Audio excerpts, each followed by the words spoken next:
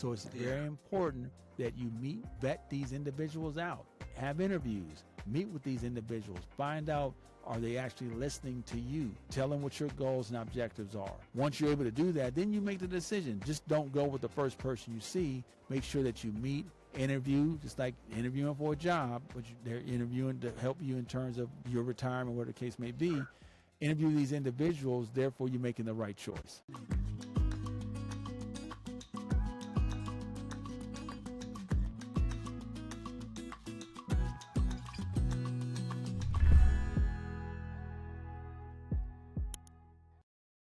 Ladies and gentlemen, you're welcome back to another episode of the Curious Tycoon Podcast. Today's guest is someone who has dedicated his life to reshaping how we think about money, wealth, and legacy. He's a financial empowerment strategist, author, and a behavioral finance educator. This episode is not about me, so without any further ado, ladies and gentlemen, Dr. Joaquin Wallace. Hello, Dr. Wallace. How are you doing today? I'm fine. How are you doing today? I'm good. I can't complain. What part of the world are you joining us from today, sir? I am in California, sunny California. Great. And it's currently, 11 o'clock, 11:15 probably on my end. You guys are 9 hours ahead, correct? Yeah, it's 7 p.m. here, 7:15 p.m. here on Monday. So it's good to have you on. I bring on guests here of intellect, guests of high capacity and high achievers. And I have to tell you, Dr. Wallace, that you're right up there. So it's my pleasure to welcome you to the podcast. This is where we teach young people how to build their money mindset. So just before we get into the icebreakers, tell us a little bit about yourself, your background, and why you've chosen this. Appreciate that. So I started in 2014. Well, let me go back further than that. I was a college basketball coach, believe it or not, from 2005 to 2014. And then I left, and I was like, what am I going to do? I didn't know what I was going to do. I've been a coach for so long at the collegiate level as a head coach and high school level. And I started a nonprofit in 1997 to 2003, left that to pursue my dream of coaching college athletics. Once that concluded, I didn't know what to do. And so I was introduced to the insurance business, as we all are. And my first opportunity, I was learning about insurance, didn't really understand it, but my first product was selling Aflac. I don't know if you know what Aflac is, the duck Aflac. So I started selling Aflac and understanding that's supplemental health insurance. So I did that. And then I was introduced to a company called Prudential. And I became an advisor, an insurance agent for Prudential. Then I got my property and casualty license. So I was debating whether I'm going to go property and casualty and or life insurance. I decided to do both. So that was in 2014, 2015. Fast forward to 2024, 25. Man, time flies. 2024, 2025. I became a financial planner for Prudential. So I did that. Still have my property and casualty health insurance as well. And so that kind of led me to where I'm at today in terms of financial planning. But I really didn't understand the importance of financial planning, although I was a financial planner till later on, right? And so once I started getting really into it, understanding the purpose of it, the why behind it all, I really put 10 toes down and said, this is exactly what I'm going to do. And then I started getting into the behavioral aspect of it as well, which created my second book that I wrote, which is called Generational Wealth Begins with Generational Knowledge. And I'm sure we're going to talk about that. Yeah, it's always good to ask the why question. A lot of people get into things, but sometimes once you ask that question, why, you will never really understand the purpose of doing things. So yeah, you're right. We're going to get into some of those things now, but we usually like to start with some icebreakers on here, just to get to know you a bit more, before we dive in. You're known for saying that generational wealth begins with generational knowledge. I don't know, you're going to have to break that down. But what is one piece of money wisdom you wish every family dinner table included? That's a great question. I think that the conversation itself is something that's missing. Money is a topic that is so emotional that we don't really delve into. We can talk about everything else, health, what's going on in the community, what's going on with the other members of the family, so to speak, the community. But money is something that we just don't talk about. It's somewhat taboo. And so there's a lot of opportunities that can be, broached upon at the dinner table, but it's something that we're just not comfortable with doing. And we know that because that's one area that is lacking in every home. Not just African-American homes. We're speaking of every home. That's always a conversation that has not been broached at the dinner table. Yeah, I 100% agree. And unfortunately as well, in schools as well, it's not really hard, is it? So I think it's the same. For a lot of us, this conversation started happening, even though I studied accounting in school. Believe it or not, I never really had a discussion about money until I got out of even uni, and then I had to figure things out myself. Why do you think these things are like this? Well, I think it's, again, because it's such a personal topic. No one wants to, you don't really want people to know exactly what you're making, right? And so that's always for the most part, some people show it in different ways, but for the most part, that's a topic that you really just don't want to talk about. That's my own personal business, so to speak. And you hear families always talk about it, or individuals, stay out of my business, or when you're a kid, stay out of grown folks' business, whatever the case may be. But it's something that we just don't talk about, so we're not comfortable with it. And it's a perpetual cycle that's been handed down generations upon generations upon generations. And it's continued on even today. Now, I would say today the conversation has escalated, starting to swell. But for the most part, we have a lot of improvement, a lot of room to cover in regards to that particular topic. Right. I mean, your welfare to work philosophy has been featured in Essence and Black MBA magazine. If you've had to describe your journey in just 3 words, what are those 3 words you would use? Wow, 3 words. Let's see. I don't know if you do 3 words. I would say just knowing more today. Knowing more today. I think, in fact, I was watching a documentary on YouTube called Welfare Our Fathers.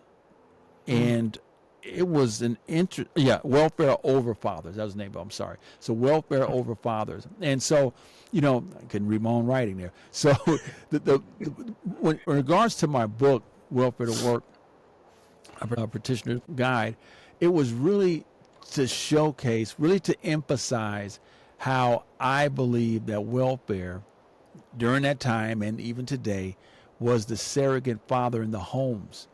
Because as you've seen with welfare, a lot of individuals, in terms of marriage anyway, the male was excluded out of the home if they were on welfare.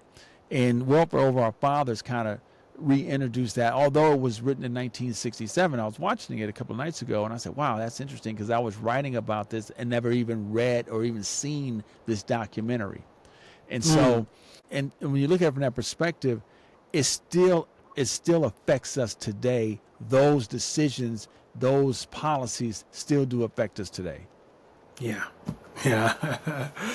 Yeah, a lot of things affect us today, to be honest. But, yeah. And money is so important, man. Sometimes I wonder, why do people hide these things, especially family members? I can remember growing up, my dad as well.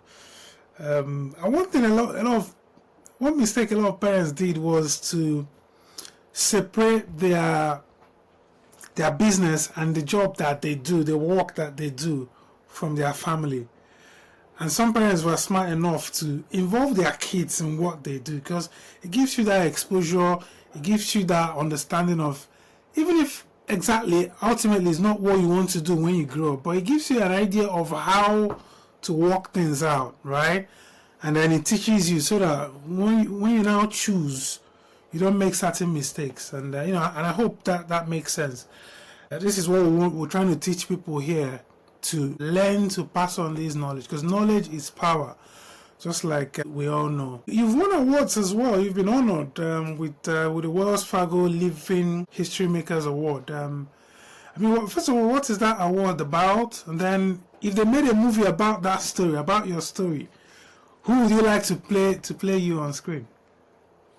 Well, the award was based on my nonprofit organization called Project Transition, the welfare program that I created. It was basically taking individuals from government subsidies to putting them into positions of gainfully employment. Right. And the difference with our program was a 12-week program that taught both hard skills and soft skills. Hard skills was the computer aspects. Soft skills was the interpersonal, because interpersonal is so important. And so we combined both of those in a 12-week modules, so to speak. And then we worked with a lot of organizations to hire our graduates from the program.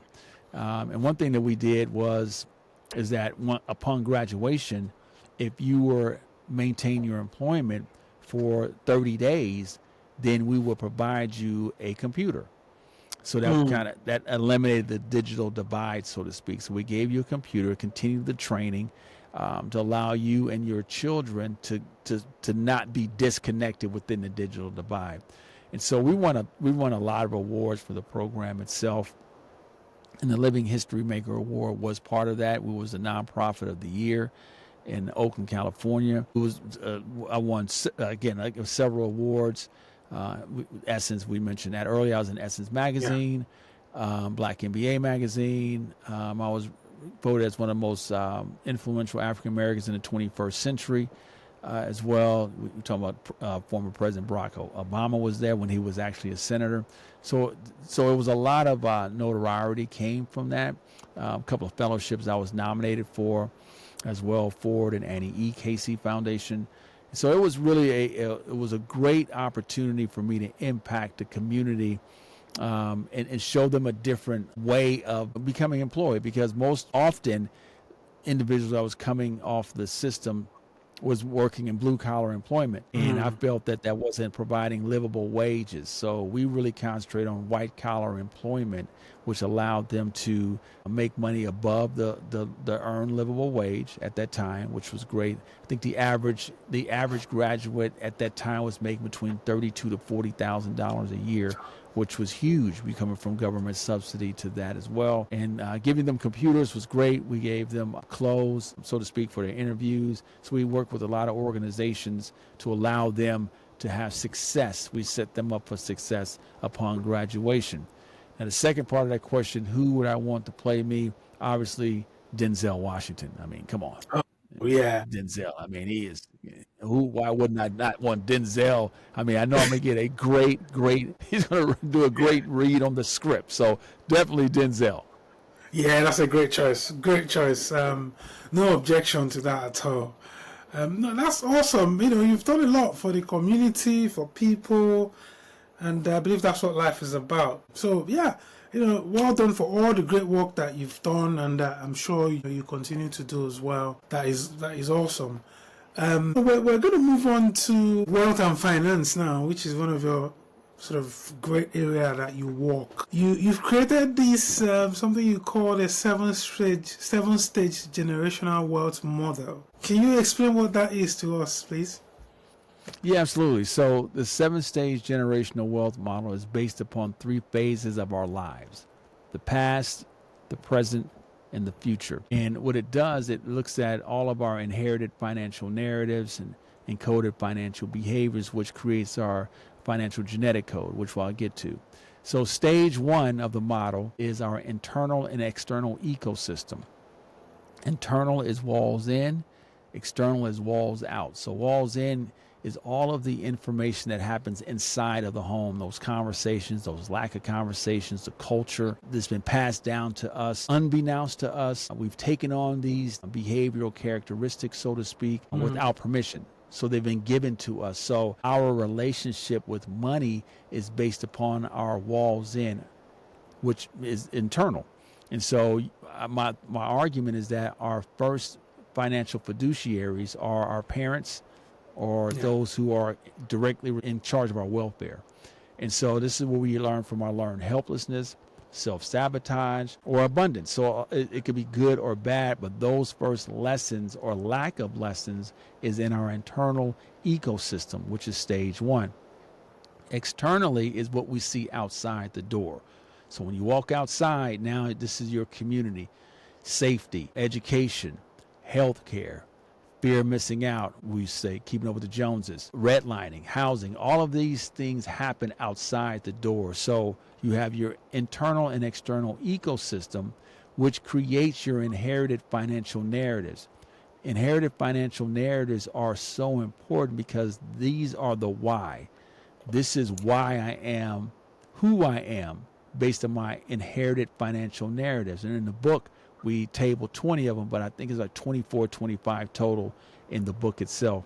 But our inherited financial narratives is given to us unbeknownst to us without our acceptance. So, right? So we don't want them, but they've been placed upon us. So these are all the narratives that you've heard or seen or recognized in your life that you become who you are. Your encoded financial behaviors is the action. So think of it, you have the why and then you have the action. The action is based upon the why. So your reaction, your relationship, how you deal with money is based upon the why. That's your action. So you're reacting to your inherited financial narratives, which creates your encoded financial behaviors, which is stage one. That's the past. Stage two of the model suggests you have what they call your financial genetic code. Your financial genetic code is basically who you are, not financial DNA, financial genetic code. The great thing about a financial genetic code, like any type of code, it can be rewritten. But this code is based upon your trauma and your anxieties, which is a byproduct of your stage one. We all have trauma. We all have anxieties, good, bad, or indifferent, which is a byproduct, again, of stage one, our inherited financial narratives and our encoded financial behaviors. Though every person has a financial genetic code. That's stage one and stage two.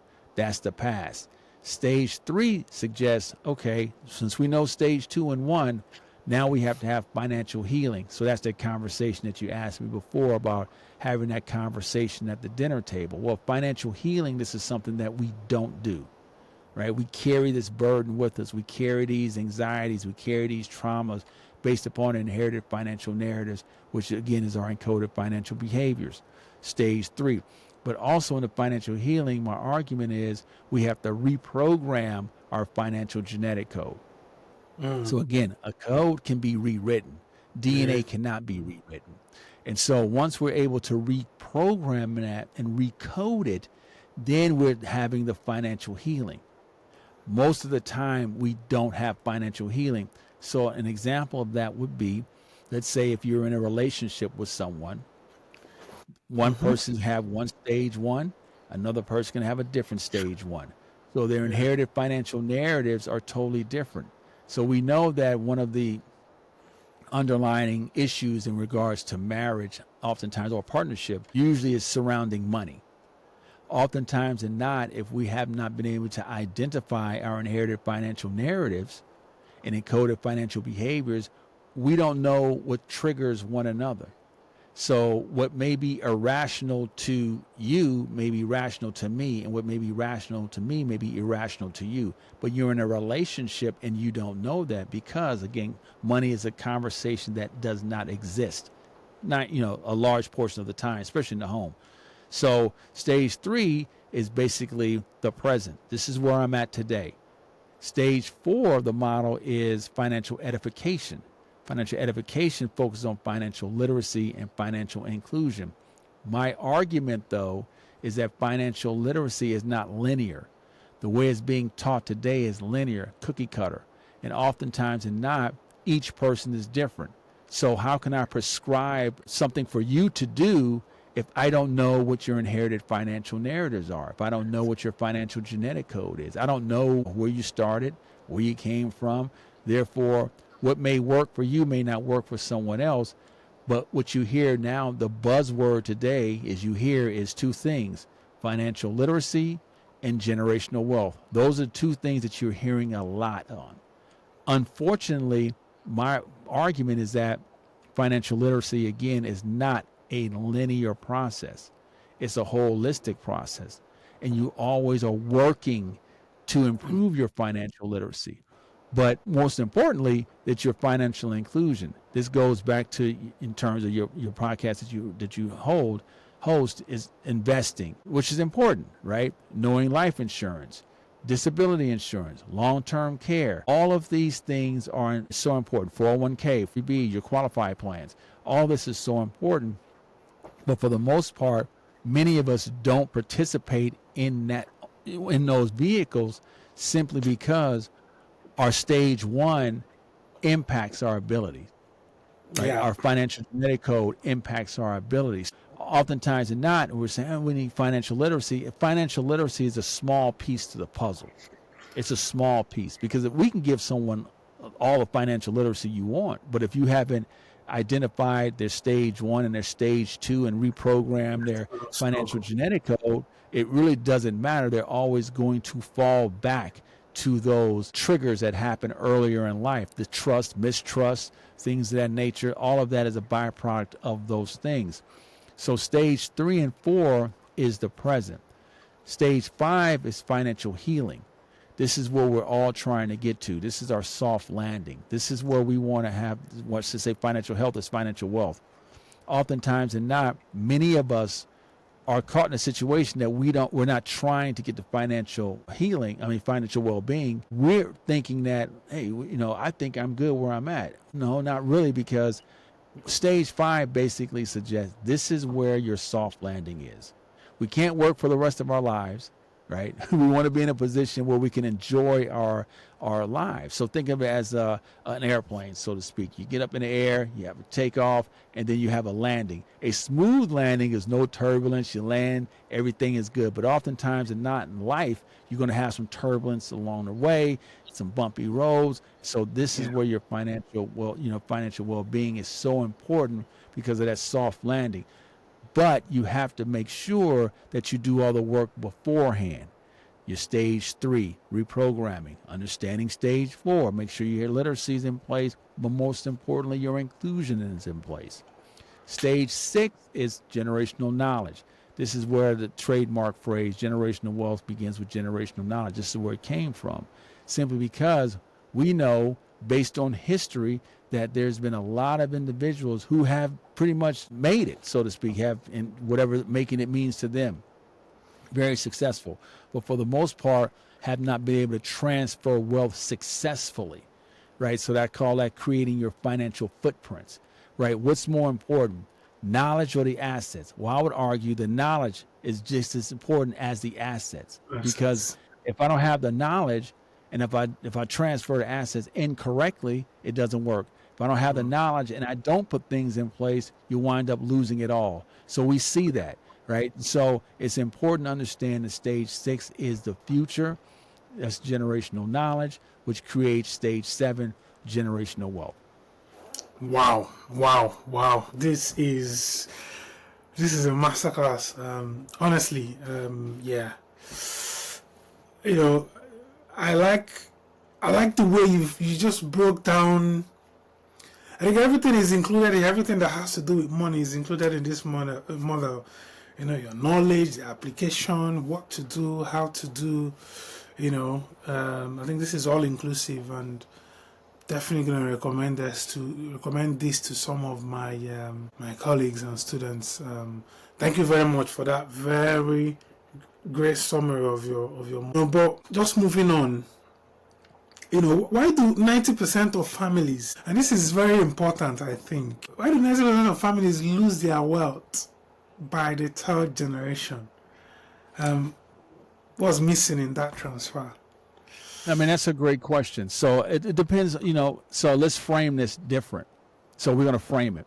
So it's all about framing, right? So if you said 90% lose their money by the 3rd generation, 90%. Okay, that number doesn't impact me. But how about if I said that 10% of all the money that you earn will be remaining by the third generation? So that's more impact. Oh wow, 10%.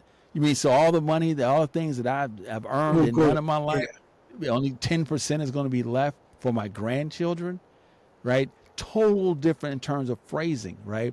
But the reason why that 10% will be remaining by the third generation is, again, generational knowledge.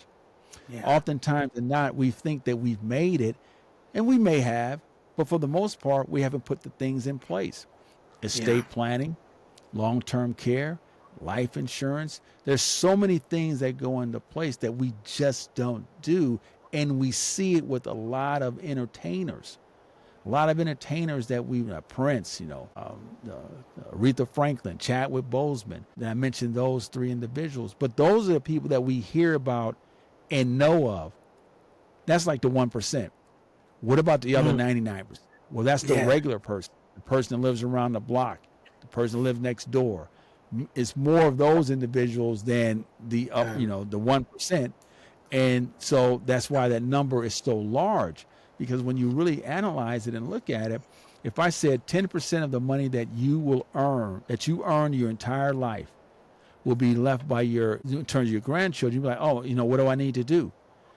And then the same thing can be said with your direct children. So 30% will be remaining with your direct children. So you're losing so much money from that transfer, and it's a byproduct of generational knowledge, not putting the things in place to successfully transfer those assets. So that's why I asked the question before, what is more important? Is knowledge more important, or is assets more important? I think it's a combination of both. You have to have the knowledge to successfully transfer the assets. Therefore, you're not in that 10% or that 30%. Yeah, and this brings us to behavior, because it's about our behavior. It's about, when you make that money, when you've acquired that wealth, or in the process of acquiring that wealth, you need a certain kind of behavior to help you, isn't it? So how does behavioral finance, which is something you're an expert in, the psychology of money, how do these two things explain why people make poor financial choices even when they know better? So when you really look at it again, money is such an emotional topic. And in the book that I wrote, we have chapters dedicated to that as well. But for the most part, again, it goes back to your inherited financial narratives. Those inherited financial narratives are pivotal. Remember, that's the why. My why is based upon my walls in and walls out, my internal and external ecosystem. The act is the encoded financial behaviors. This is why I am. This is the act from doing so. So, for instance, let's say if someone got their first job and this is the big contract that they received, well, they may go out and this buy, right? Because this is what they've seen in their neighborhood. It depends on how you view success as well, too. What do you view as success? Is it to be flashy? Is it to be, just have a lot of success for people to know exactly I'm coming, right? Here I'm coming in. I have my car. I have this, that, and the other, right? That's based upon your inherited financial narratives, your encoded financial behaviors, right? Those are all byproducts of that. And with that being said, it's important to recognize that. That's why that stage 1 is so important. And stage 2, when we're talking about reprogramming your financial genetic code. Hold on one second. We got to recut this because my dog is about to start barking. Hold on for a second. Okay. All right. How do I post this these days? I don't know why they stopped posting. Okay, I'm going to use the start. Sorry about that, man. We have to recut that one. That's fine. Right, okay. I can't. You finish your thoughts for that one, right? For that question, right? We can move on to trauma. What was the question again? Behavioral finance and psychology of money. Yeah, so I asked, why. I asked to explain why people make poor financial choices even when they know better. Okay, so ask it again. Yeah. So go ahead. Yeah, that's fine. So, how does behavioral finance and the psychology of money, in terms of these two things, right? Can you explain to us why people make poor financial choices even when they know better? Is there a reason for this? Yeah, again, so if you look at it just in terms of stage one of the model, internal external ecosystem, we talked about our inherited financial narrative, walls in, walls out, externally as well, encoded financial behaviors. All of those are each of those are byproducts in becoming who I am in terms of our financial genetic code. So again, we talk about financial literacy. Financial literacy oftentimes can be financial shaming as well too, not understanding who the person is. So I mentioned earlier, what's rational to you may be irrational to me, but I have to first know exactly who you are and why you're making that decision.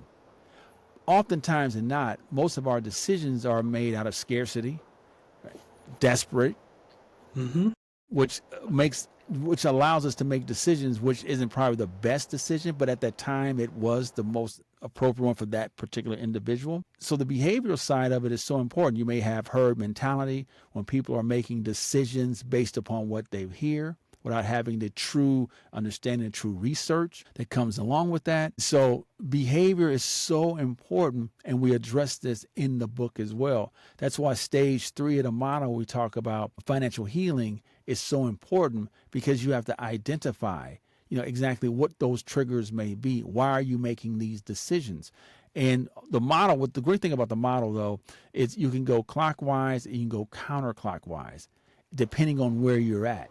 So it's not static. You can go clockwise, you can go counterclockwise. You in particular may be in stage 5 of the model, which is financial well-being, but that may be your present. But something can actually happen to push you back to your stage 1. And so what's great about it, one person asked me, said, when am I off the model? And I said, well, you're successfully off the model when you transition out of life. Yeah. When you transition, you're basically, you're not on the model no more. But then what was your legacy? Yeah. Did you do the things you needed to do? Because your stage 6 was so important in terms of generational knowledge. So when you're successfully off the model, and you may be unsuccessfully off the model, it depends on how you navigated the stages. Yeah, very important. So basically, one can sort of move up and down of that model depending on sometimes circumstances and situations, right, that's happening in their life. Absolutely. Yeah, that makes sense. Let's touch on your trauma and empowerment, which is something that is part of your model as well. You often connect financial trauma to money habits. So what are some common financial wounds that people carry without realizing? One wound I mention a lot is the scar tissue narrative. And the scar tissue narrative, we identify that in the book. And basically it suggests that, think of it when you were cut, something have happened to you, was cut on your body, and the tissue heals. Now, you may have moved on, but you can look at your body, unless you got some great plastic surgery, right? But you look at your body and you can see that wound and you carry that along.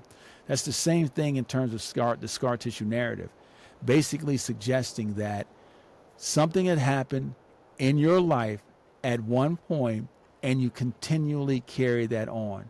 Despite your set of circumstances, you continually carry it on. So you may not invest. You may not think of putting your money in a bank. You may not think of that you can own a home.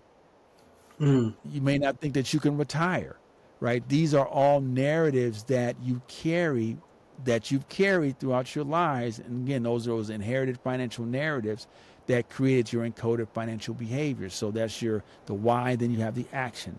So those are things that you continually carry. But again, in the book, we table 20 inherited financial narratives, around 20, I think 24, 25, totally in chapter 2 of the book as well. So we table 20, but throughout we weave in the other ones as well. Yeah, a lot of things happen and situations can change, and that is very well established. The second question about trauma and empowerment is, how can families begin to heal? How can people heal from these trauma while also building new wealth habits? Is it possible to do the same, and to heal and build at the same time? Yeah, absolutely. I mean, it comes back again to stage 3 is financial healing. Oftentimes and not, these are conversations that we do not have. So again, Yeah. we're carrying these traumas along with us, and we don't know why they're triggered. We don't know exactly what's going on with these flashpoints, so to speak. And so it's important, again, to first identify, here are some issues that I'm having. You can journal, start writing them down, and determine, what triggers me to make these decisions. Because, again, you have your why and you have your action. And that allows you, in my opinion, to move on. But I will say this. There are 5 financial professionals that are out there. And it's important to know exactly who these 5 financial professionals are and where you fit. So you have the financial educator, you have the financial therapist, you have the financial counselor, you have the financial advisor, and you have the financial planner. 5 different individuals. Oftentimes and not, in terms of building wealth, we are trying to get to the end of the road, to the end of the tunnel, which may be a financial planner. But you may not be mentally ready for a financial planner. So you may have to start with a financial educator, advising you, giving you the information, educating you on finances itself. What's life insurance? What's disability insurance? What's long-term care? What's the difference between bonds and equities? What's the 401k, 403b, 457 plan? Understanding what those are, the importance of having the proper property and casualty insurance. These are all. This is education. This is so important. Then, once you know that, then you may need to have a financial counselor. Well, financial counselor, think of a counselor as one that's in high school or in college. The person, you come into the office and you tell them what you want to do, and they give you counsel on how to get there. That's not a financial planner. That's not a financial advisor. That's a counselor. You tell them exactly what you want to do.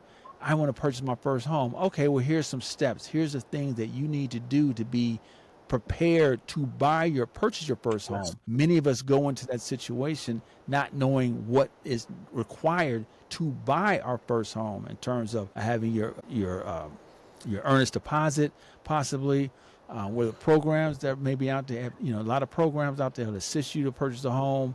And your credit, make sure your credit is okay. Make sure your debt to equity is okay. All of these things, this is what a counselor does. A counselor allows you to do that. Then you may need a therapist. Okay, now let's flush out some of the things that has happened in my past. Remember that stage 1, internal, external ecosystem, your inherited financial narratives, your financial genetic code, understanding the anxieties and your traumas, and then reprogramming. Well, that's where a therapist will come in. Go back, let's research, let's figure out what's going on. Now we can get to financial advising and the possibility of financial planning. But oftentimes and not, we don't recognize who these 5 individuals are. We think it's one person, and actually it's 5 different people. You may have an opportunity that one person can probably do 2 or 3 of them, but for the most part, it's about a team of individuals. It's having a team that you can go to. Each team specifically stays in their lane, but allows you to reach your goals.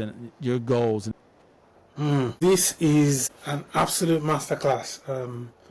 I like the way you break down those 5 individuals, and you're right. They can't all do the same. Yeah, that's awesome. Right. So the second question on this, so I don't even know if there's actually a distinction between this, if there's a difference between these two things. But what's the difference between financial literacy and true financial empowerment? Is there any difference at all? Yeah, there is, because financial empowerment, to me, you have the freedom to do the things that you want to do, right? And so that goes back to my stage 5, the model, right? Financial well-being. You have the ability to do the things you want to do without any stressors, right? How many times that you would love to do that?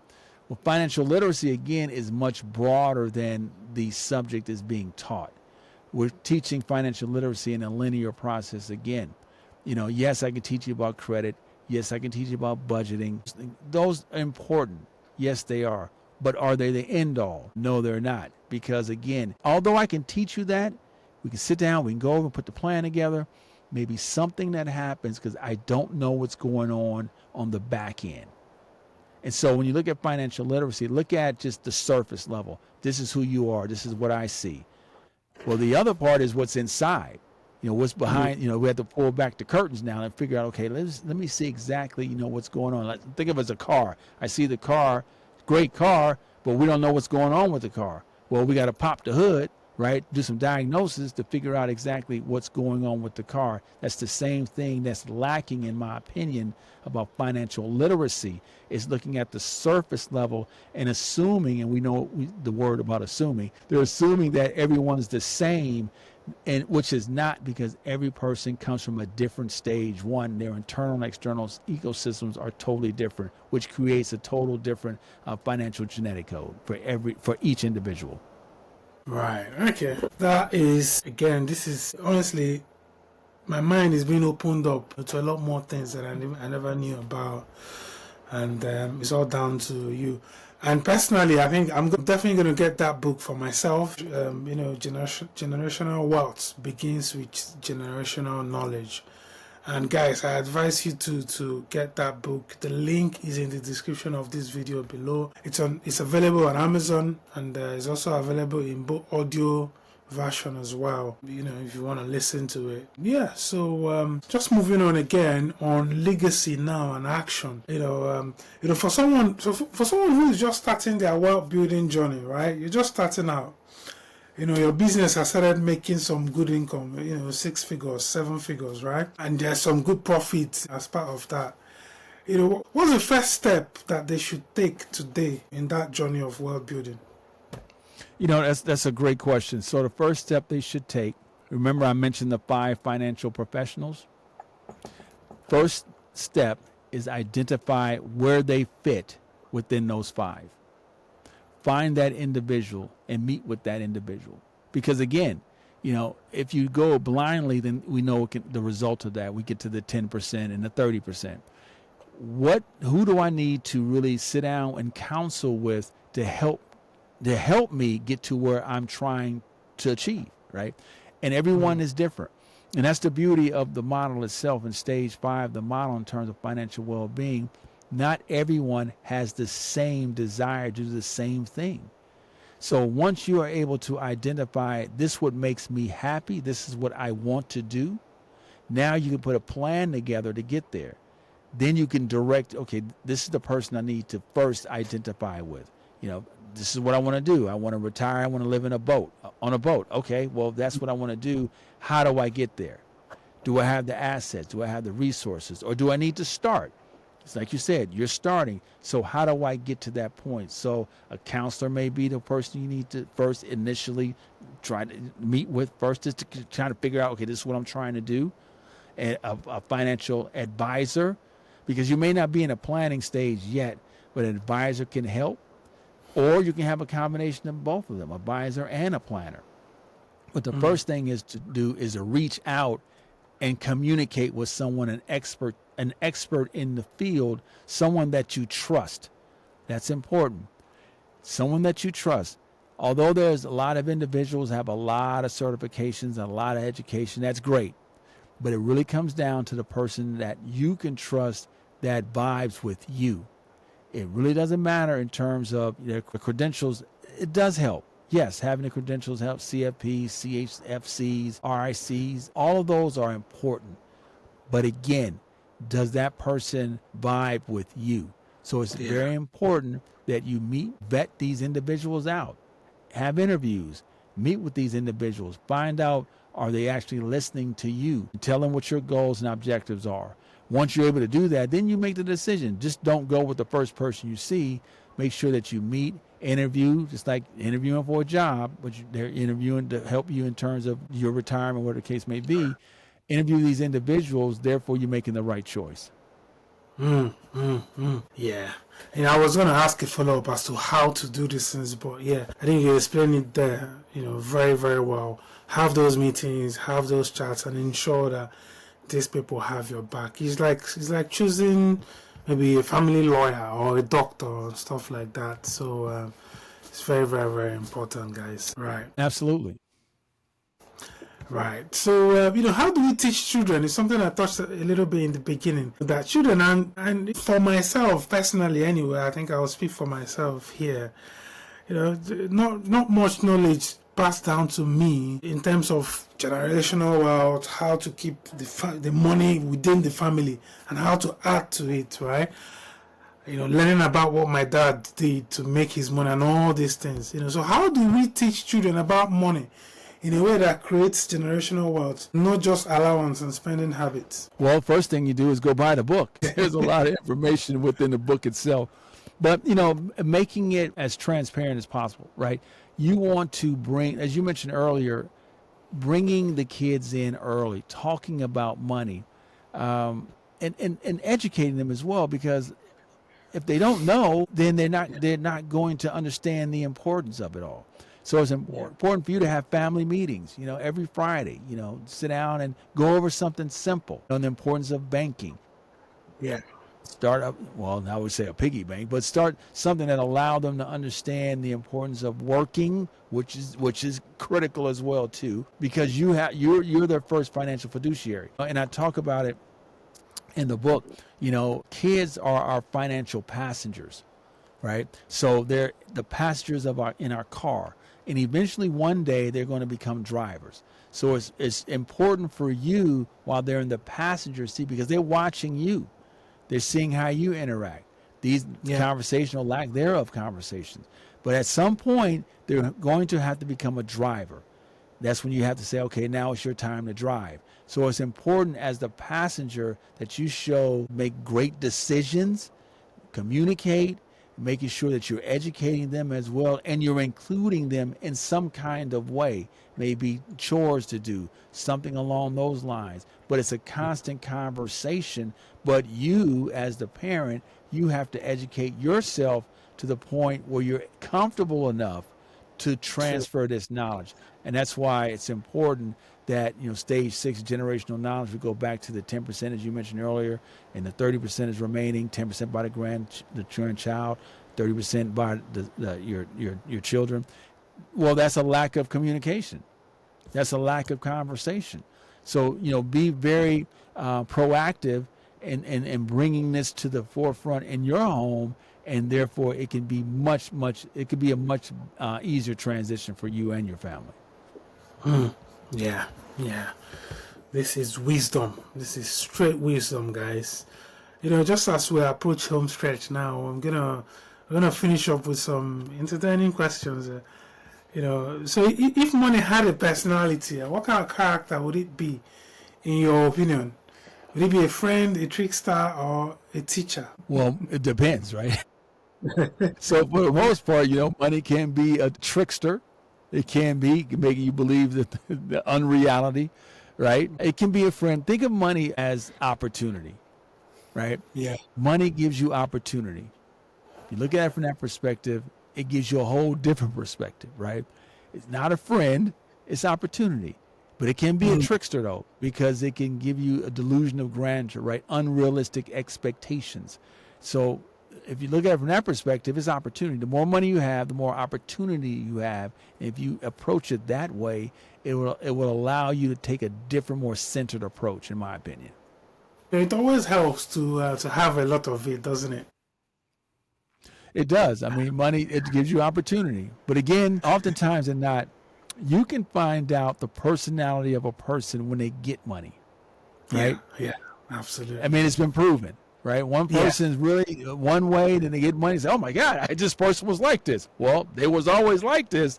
They didn't have any money, right? And so now the true person is coming out, right? And so money can really provide you the true person, the true personality of who they are. But that again goes back, right? But it goes back to stage 1, their internal and external ecosystem, their learned behaviors, self-sabotage, and coded financial behaviors. All of it stems back to stage 1, the past. Yeah, I mean, is that popular saying, isn't it? A true character of a man when you give him money and power. Absolutely. Yeah, so that's very true. It's been proven all over the world. It's been proven even it's been proven every day. where I'm from in Nigeria, you have a lot of people who are in the trenches as activists, and when they now somehow get into positions of power where they can now make change, they just lose it and they just join the system, which is quite unfortunate. It happens everywhere, in politics, we can go on Happens about everywhere. politics. It happens everywhere, even in the West. Funny enough, now that I've lived a long time in the West, I think I do understand that it's just a human thing, not just about where we're from or whatever God we pray to. Human beings are the same. Oh, it goes back to your financial genetic code. Yeah. So Yeah.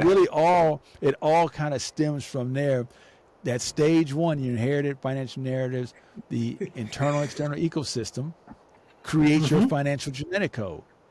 That's who you are. Now you have a chance though to reprogram that financial healing.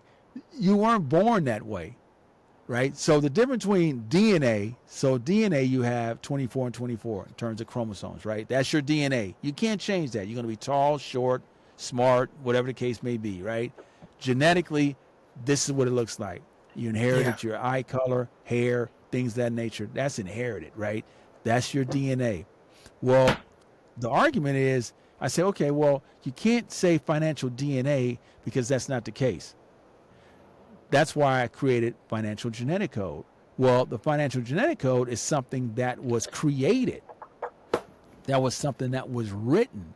That's something that you can control. That's something that you can change, like writing code on a computer. You can make those changes with your financial genetic code, but you have to understand, you have to go back to your financial healing and reprogramming that.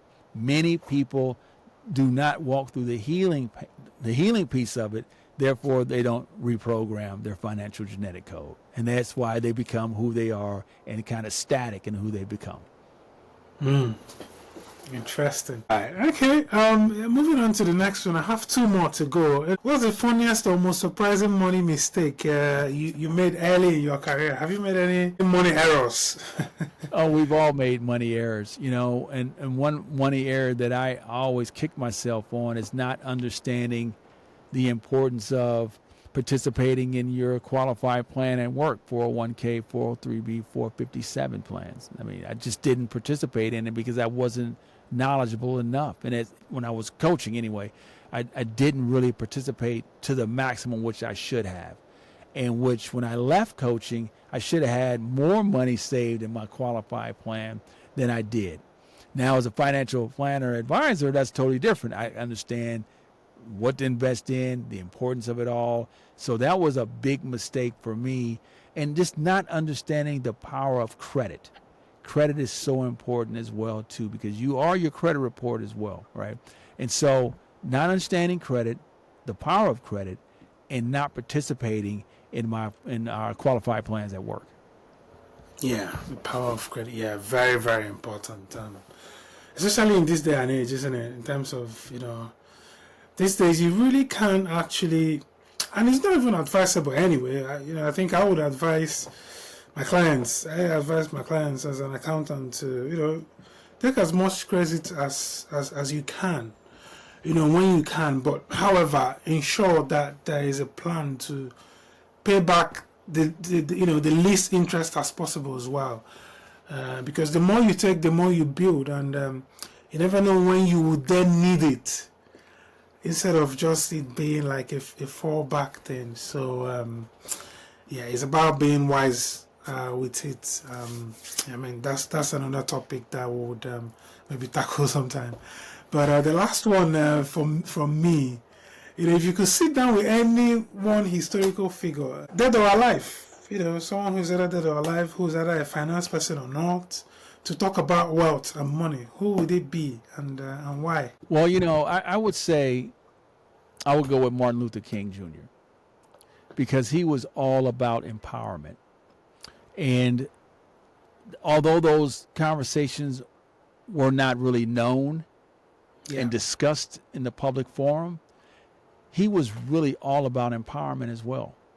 And I would have loved to sit down and talk to him about that, because he had great ideas, obviously, but you really didn't hear about those ideas. You know, we can talk about Warren Buffett. I mean, obviously we see what he's done. I mean, he's been phenomenal, right? His portfolios has been outstanding. But I think who I can directly, what I would want to talk to would have been Martin Luther King Jr. Because his passion and where he was headed was definitely all about empowerment of the African American community.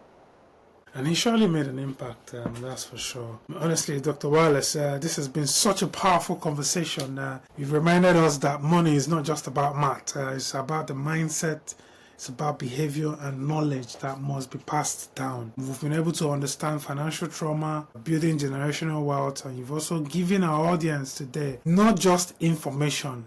Thank you so much for coming on the podcast today. It's such a pleasure having you on. But obviously, we're not going to end without two things, feedback, if you have any questions for me, and then for you giving us like a rundown if you have any events coming up, this is your time as well. But first of all, do you have any question for me? Yeah, I do. So I have one question for you.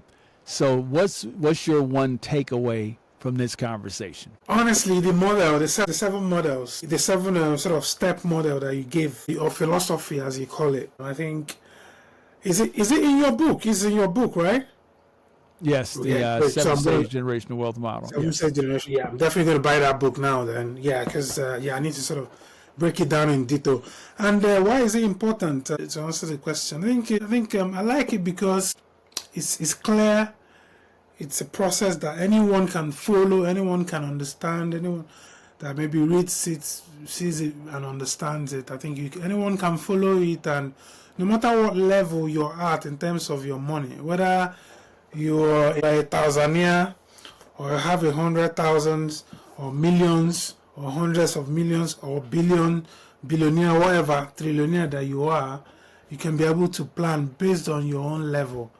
I'm prepared to, because really wealth is about, just like money and wealth is about compounding interest. That's what it is. It's about that compounding interest. So I think it works. It's going to work for anybody and everybody. So yeah, thank you so much for developing that model. Yeah, I'm definitely going to have a look at it for sure. Yeah. When you purchase it, each chapter from chapters 1 through 7 have self-assessments. And so what I recommend for people to do is don't download the Kindle version of it, because you're not going to be able to write it. You need to treat it as an actual workbook, so to speak.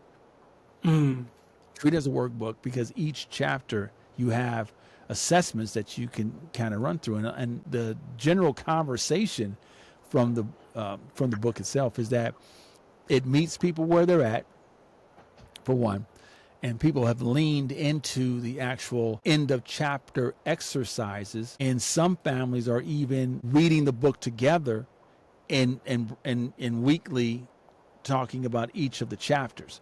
So it's a great tool in that direction as well.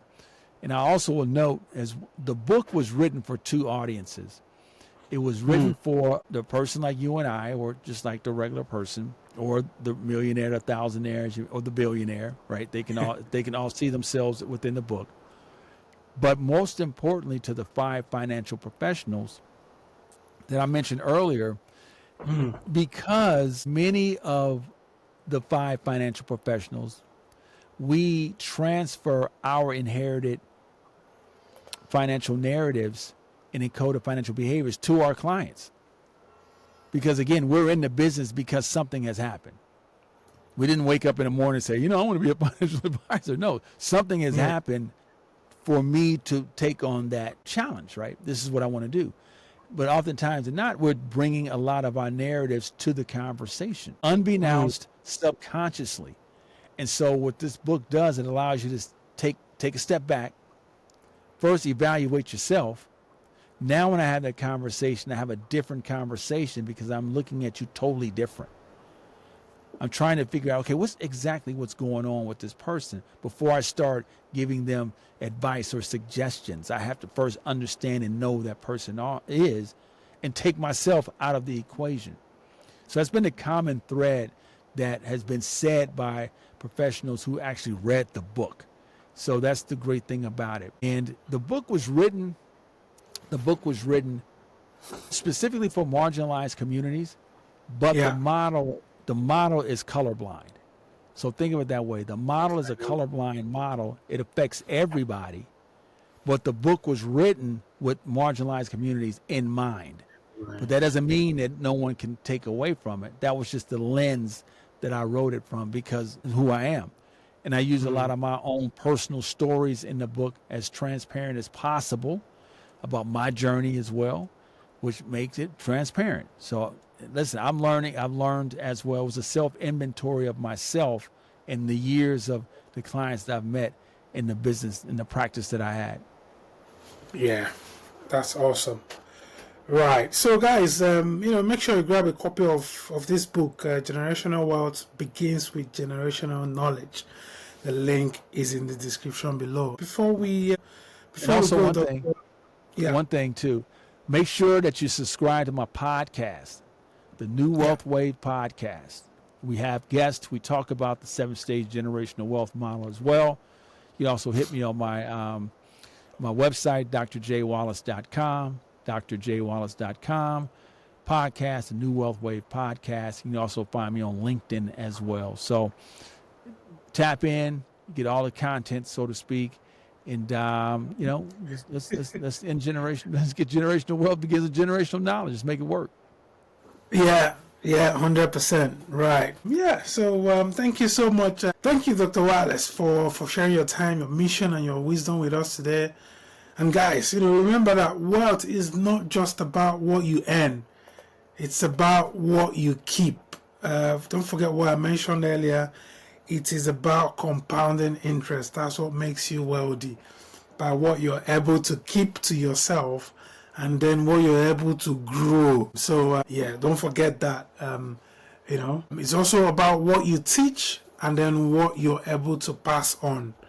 Until next time, stay curious, stay bold, and keep building legacies that last. Take care, goodbye, and God bless.